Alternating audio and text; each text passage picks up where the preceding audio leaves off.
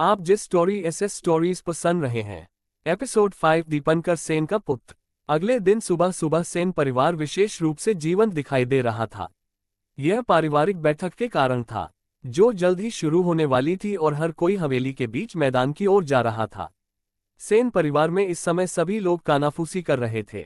सेन परिवार के एक व्यक्ति ने कहा, तुमने सुना, इस बार न केवल सबसे बड़े चाचा आए हैं, बल्कि तीसरे चाचा भी आए हैं। ऐसा लगता है कि इस बार वे सभी परिवार के मुखिया की सीट को लक्ष्य बनाकर यहाँ आए। तब दूसरे युवक ने कहा, हे, यद्यपि परिवार के मुखिया मजबूत है, फिर भी उनका पुत्र शायद पहले ही मर चुका होगा। यहाँ तक कि 4 पर्वतीय संप्रदाय के लोगों द्वारा उसे व्यक्तिगत रूप से वापस भेज दिया गया था, जिससे सेन परिवार का चेहरा पूरी तरह से खराब हो गया है। इसके अलावा सबसे बड़े चाचा हमेशा परिवार के मुखिया से असंतुष्ट रहे हैं, इसलिए वह निश्चित रूप से इस अवसर का उपयोग परिवार की मुखिया पर आरोप लगाने के लिए करेंगे। कौन जानता है कि परिवार के मुखिया की कुर्सी आज अपना मलिक बदल ले। इसी तरह की चर्चाएं सेन परिवार में चल रही थी। आज की पारिवारिक बैठक निश्चित रूप से असाधारण होनी चाहिए। इसी समय हवेली के बीच मैदान में आदित्य सेन और दक्ष दोनों आए। यहाँ दक्ष को सुरक्षित और स्वस्थ देखकर अनगिनत लोगों का चेहरा आश्चर्य से भर गया। उनमें से कुछ तो ये भी सोचकर आश्चर्यचकित रह गए कि ये दक्ष अभी तक मारा कैसे नहीं। लेकिन आदित्य सेन की ताकत के डर से उनमें से किसी ने भी अपने मन की बात कहने की हिम्मत नहीं की। जब आदित्य सेन और दक्ष वहां पर आए, तभी एक तीखी आवाज अचानक सुनाई दी, यह कचरा निहित रूप से भाग्यशाली है कि वह अभी तक मार नहीं। इस आवाज को सुनकर वहां मौजूद सभी लोग अपना सिर ऊपर उठाकर उस आवाज की ओर देखने लगे। उन सभी देखा कि जो व्यक्ति अभी बोल रहा था, यह एक युवक था। यह युवक दीपंकर सेन का पुत्र था, जो कि सेन परिवार के तीसरे चाचा थे। इस युवक का नाम विपिन सेन था।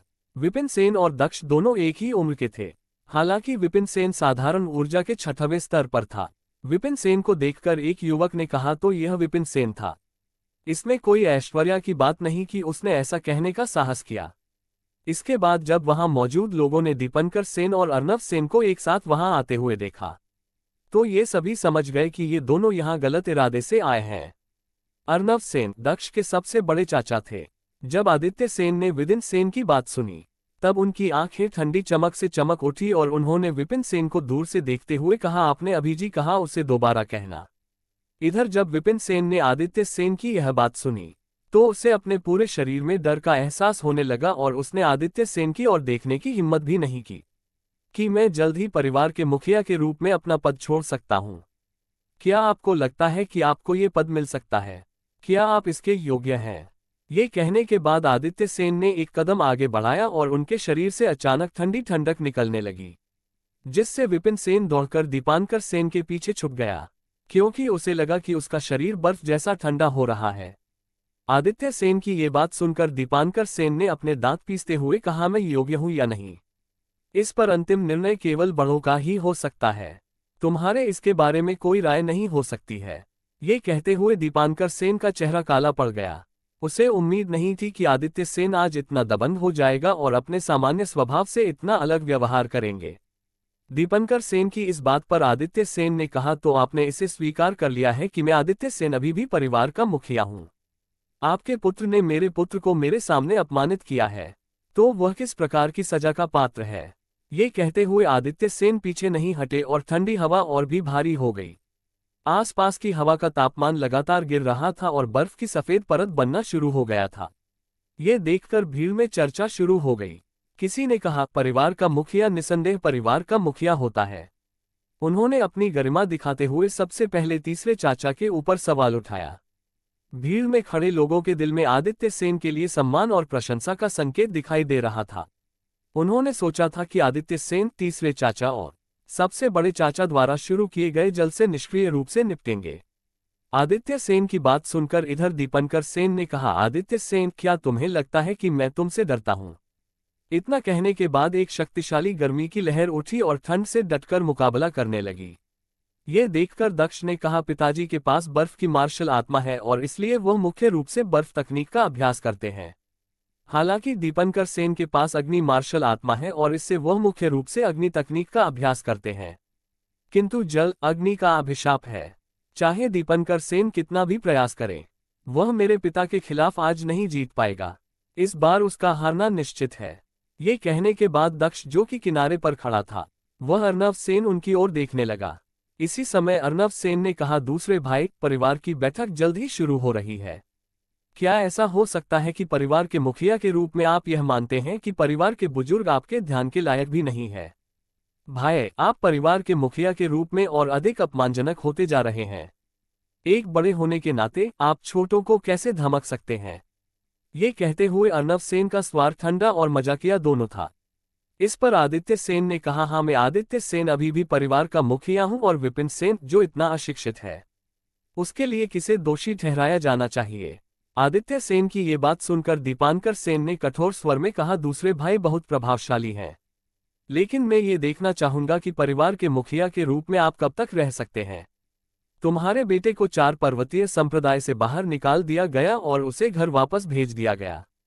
उसने सेन परिवार का चेहरा पूरी तरह से बर्बाद कर दिया है।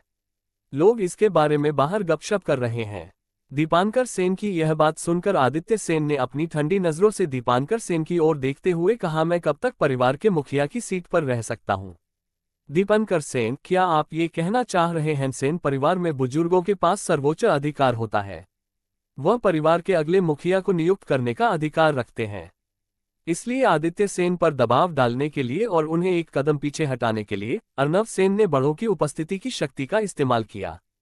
इस पर आदित्य सेन ने कहा, क्या आप मुझे धमकाने के लिए बड़ों की शक्ति का उपयोग करना चाहते हैं? इस पर अर्नव सेन ने कहा, नहीं, मैं बस आपको ये याद दिला रहा हूं कि कुछ ही समय में पारिवारिक बैठक शुरू हो जाएगी। ये सुनकर आदित्य सेन ने कहा, इसके बाद आदित्य सेन ने दीपांकर सेन के प्रति तिरस्कार की दृष्टि से देख और फिर कुछ भी कहे बिना वह दक्ष के साथ वहां से चले गए। दीपांकर सेन ने आदित्य सेन की आंखों में अपने लिए तिरस्कारपूर्ण भाव देखा, जिसके कारण उसकी आंखें ठंडी हो गई। उसने कहा, इस बार तुम्हारे बेटे का भाग्य भाग्यशाली था कि वह अभी भी जीवित है, लेकिन अगली बार वह इतना भाग्यशाली नहीं होगा। दीपांकर सेन के सबसे बड़े बेटे ध्रुव सेन के पास 4 पार्वती संप्रदाय के उत्कृष्ट शीर्षक है और उसे आंतरिक शिष्य के रूप में बदलने में केवल कुछ ही समय लगेगा। भले वह आंतरिक शिष्यों में केवल एक कनिष्ठ हो। जैसे जैसे उसकी स्थिति बढ़ती जाएगी, वैसे वैसे उसके पिता की स्थिति भी परिवार में बढ़ती जाएगी। उस समय परिवार में उसका स्थान भी स्वाभाविक रूप से बढ़ जाएगा। दूसरी ओर अर्नव सेन की बेटी और भी अधिक प्रतिभाशाली है। वह पहले से ही स्वर्गीय पर्वत संप्रदाय के आंतरिक शिष्यों में शामिल हो चुकी थी और उसका भविष्य उज्ज्वल और असीमित है। तीनों भाइयों में केवल आदित्य सेन का बेटा ही कमजोर प्रतिभा वाला है और उसे एक बेकार और नालायक युवक कहा जाता है। दीपांकर सेन और अर्नव सेन इसी पर भरोसा कर रहे हैं। जल्द ही सेन परिवार के सभी लोग मैदान में जमा हो गए और मैदान के बीच में हरे पत्थर का एक स्टेज बना हुआ था, जिसके ऊपर सेन परिवार के मुख्य निर्णयकर्ता बैठे हुए थे। एपिसोड 6, आदित्य सेन की मजबूत ताकत। इसके बाद उस मंच पर सबसे पहले दीपांकर सेन खड़े हुए और उन्होंने सीधे सम्मान पूर्वक कहा, बुजुर्गों, कुछ दिन पहले 4 पर्वतीय संप्रदाय के लोगों का हमारे घर आना सम्मान की बात थी।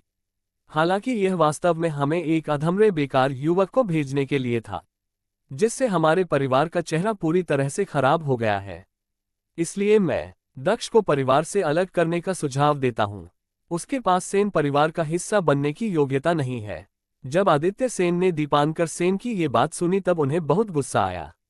वह दीपांकर सेन के लक्ष्य के बारे में स्पष्ट रूप से जानते थे। वह केवल ये देखना चाहते थे कि दूसरा पक्ष उनके बेटे को परिवार से बाहर कैसे निकलेगा और परिवार के मुखिया के पद पर कैसे कब्जा करेगा। लेकिन उन्होंने ये कभी नहीं सोचा था कि वह सीधे इस मुद्दे पर अपनी बात रखेंगे। इसके बाद आदित्य सेन ने कहा, वास्तव में आप सीधे मुद्दे पर आने के लिए बहुत स्पष्ट है, लेकिन मैंने परिवार के मुखिया के रूप में अभी तक कुछ भी नहीं कहा है। तो आपकी बात करने की बारी पहले कैसे आई? आप पहले अपनी सीट पर वापस जाएं। इस पर अर्नव सेन ने सीधे आदित्य सेन को जवाब देते हुए अपनी दबंग आवाज में कहा, दूसरे भाई, तुमने जो कहा वह ठीक नहीं है। भले ही आप परिवार के मुखिया हैं, लेकिन तीसरे भाई को भी परिवार का सदस्य माना जाता है।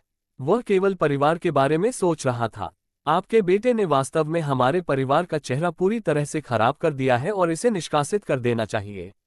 इस पर आदित्य सेन ने कहा, दक्ष मेरा अपना बेटा है, मैं स्वयं उसे शासित करूंगा। ये परिवार से किस प्रकार संबंधित है और यह निश्चित रूप से आपके ऊपर भी निर्भर नहीं है। अर्नव सेन, मुझे पता है कि आपकी नज़र मेरे पद पर है। चलो मैं आज तुम्हें ये सुझाव देता हूं। आज तुम्हारा और मेरा द्वंद्व होगा। यदि आप जीत गए तो मैं अपने बेटे के साथ परिवार छोड़ दूंगा, लेकिन यदि आप हार जाते हैं तो बेहतर होगा कि आप ऐसी बकवास बात करना बंद करें। ये कहने के बाद आदित्य सेन खड़े हुए और सीधे मंच के बीच में चले गए और फिर उनके शरीर से एक मजबूत बर्फ ऊर्जा अर्नव सेन की ओर निकलने लगी। इसके बाद आदित्य सेन ने कहा, यदि आप लड़ना नहीं चाहते हैं तो भी आपको लड़ना होगा।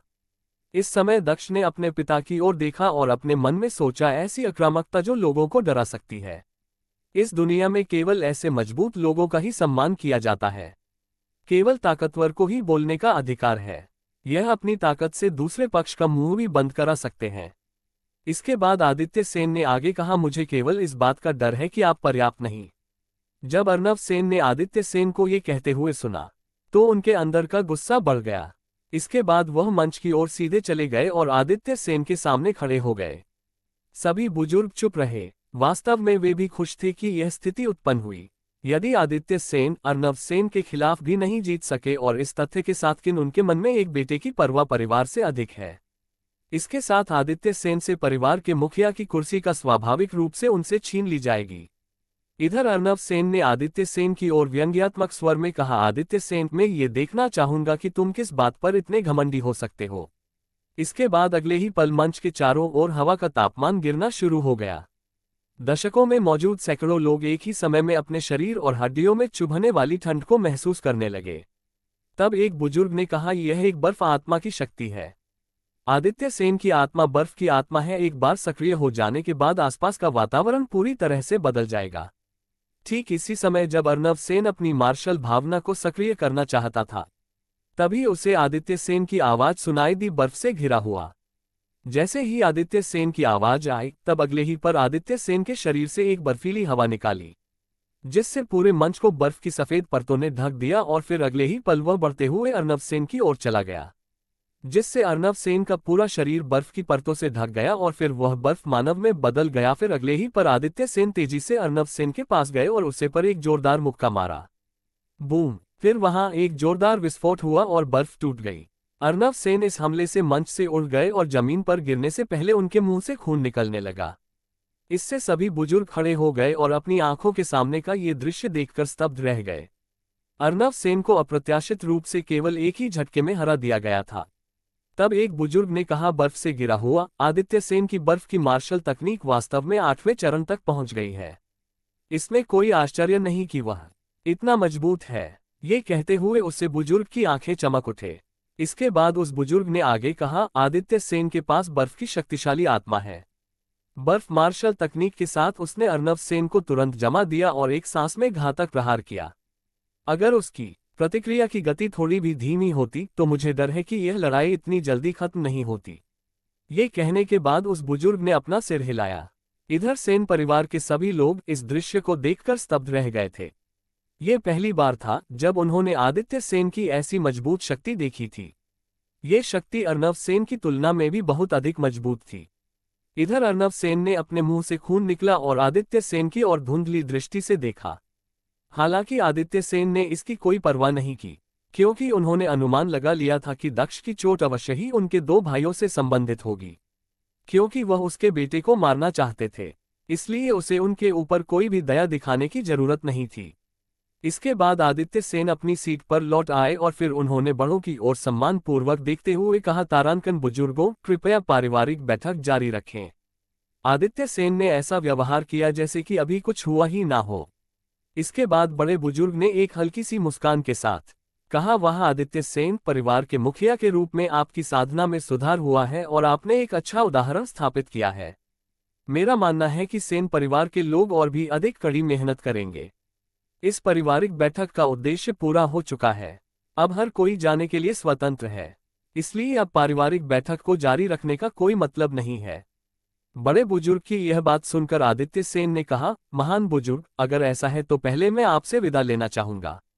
ये कहने के बाद आदित्य सेन खड़े हुए और फिर वह दक्ष के साथ वहां से जाने लगे। तभी दीपंकर सेन ने कहा, आदित्य सेन, मैं देखना चाहूंगा कि तुम इस बेकार लड़के की कितने समय तक सुरक्षा कर सकते हो। तभी विपिन सेन ने भी कहा, हाँ, ये सही है। ये कचरा मेरे सेन परिवार के लिए अपमान है। हालांकि इसके बाद जैसे ही विपिन सेन ने देखा कि आदित्य सेन की आंखें उसकी ओर घूम गई है, तो उसने तुरंत अपना मुंह बंद कर लिया। इसके बाद आदित्य सेन ने कहा, दक्ष चलो चले। आदित्य सेन उनसे परेशान नहीं होना चाहते थे। हालांकि दक्ष नहीं गया, इसके बजाय वह घूम गया और विपिन सेन की ओर चलना शुरू कर दिया। इस दृश्य ने सेन परिवार के लोगों को भ्रमित कर दिया, क्योंकि उन्हें नहीं पता था कि दक्ष क्या कर रहा है। इस समय आदित्य सेन भी आश्चर्य से अपने बेटे की ओर देख रहे थे। तभी उन्होंने दक्ष को विपिन सेन के सामने चलते हुए देखा। विपिन सेन के सामने आकर दक्ष ने कहा, विपिन, तुम ये कहते रहते हो कि मैं एक बेकार योद्धा और एक कचरा हूं। इसलिए आज मैं तुमसे पूछना चाहता हूं, अगर एक दिन तुम्हें पता चले कि तुम मुझसे भी बेहतर हैं, तो तुम कितने अपमानित होगे? इस पर विपिन सेन ने कहा, दक्ष, तुम सपना देख रहे हो। तुम्हारे जैसे कचरे की तुलना मुझसे कैसे की जा सकती है?